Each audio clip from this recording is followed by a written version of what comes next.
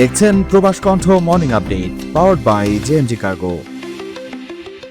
মালয়েশিয়ায় প্রবাসীদের অবৈধভাবে করা ব্যবসা বন্ধ করতে বদ্ধপরিকর দেশটির সরকার। শুরুতে কুয়ালালামপুর ও সেলাঙ্গরে রোহিঙ্গাদের ব্যবসা নিয়ে স্থানীয়দের প্রতিবাদের প্রেক্ষিতে ব্যবস্থা নিতে শুরু করলেও এখন তা ছড়িয়ে পড়েছে বিভিন্ন রাজ্যে।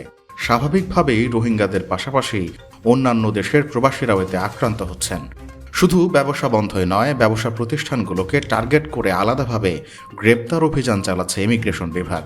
এতে করে তিলে তিলে গড়ে তোলা বহু বাংলাদেশের ছোটখাটো মুদি দোকান কিংবা সবজির ঝুড়ি পড়ছে কর্তৃপক্ষের রোষানলে। এদিকে মালয়েশিয়ার স্থানীয় নাগরিকদের ব্যবসার লাইসেন্স ভাড়া নিয়ে অবৈধভাবে ব্যবসা পরিচালনার অভিযোগে একটি পাইকারি বাজারে বড় ধরনের অভিযান চালিয়েছে মালাক্কার স্থানীয় প্রশাসন। মালাক্কার বাতু বেরেন্দাম এলাকার হাংতুয়াজায়া মিউনিসিপাল কাউন্সিলের পাইকারি বাজারে এই ঘটনা ধরা পড়ে। কর্তৃপক্ষ জানিয়েছে, অভিযানে যে সকল বিদেশি নাগরিকদের জিজ্ঞাসাবাদ শনাক্ত করা হয়েছে তাদের মধ্যে অধিকাংশই বাংলাদেশি নাগরিক। তবে প্রশাসনের উপস্থিতি টের পেয়ে আরও বেশ কয়েকজন বিদেশি ঘটনাস্থল থেকে পালিয়ে যায়, যাদের মধ্যে অন্যান্য দেশের নাগরিকরাও থাকতে পারেন বলে ধারণা করা হচ্ছে।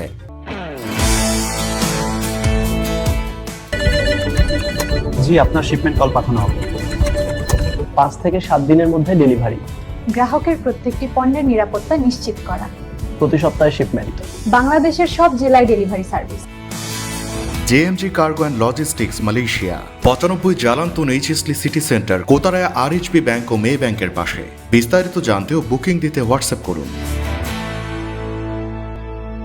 কর্তৃপক্ষ জানিয়েছে, কিছু স্থানীয় ব্যবসায়ী তাদের লাইসেন্স অবৈধভাবে বিদেশি নাগরিকদের কাছে লিজ দিয়ে আসছিল। গোপন সংবাদের ভিত্তিতে চালানো এই অভিযানে লাইসেন্সবিহীন ব্যবসা এবং লাইসেন্সের এই চরম অপব্যবহারের সত্যতা মেলে।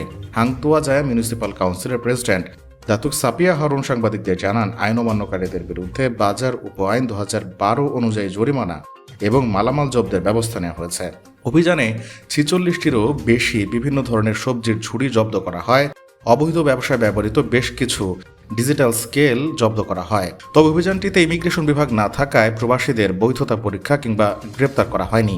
দাতুক সাপিয়া হারুন গভীর উদ্বেগ প্রকাশ করে বলেন, এই পরিস্থিতি অত্যন্ত উদ্বেগজনক। এর ফলে অযোগ্য ব্যক্তিরা নিয়ম নীতি লঙ্ঘন করে ব্যবসা করার সুযোগ পাচ্ছে, যা স্থানীয় কর্তৃপক্ষের নিয়মাবলীর স্পষ্ট লঙ্ঘন।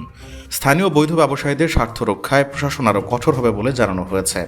মিউনিসিপাল কাউন্সিলের প্রেসিডেন্ট স্পষ্ট বার্তা দিয়ে বলেন, বাজারে শৃঙ্খলা ফিরিয়ে আনতে এবং নিয়ম মেনে চলা স্থানীয় ব্যবসায়ীদের জন্য একটি সুষ্ঠু ও প্রতিযোগিতামূলক পরিবেশ তৈরি করতে এই ধরনের আকস্মিক অভিযান ও নজরদারি আগামীতে অব্যাহত থাকবে।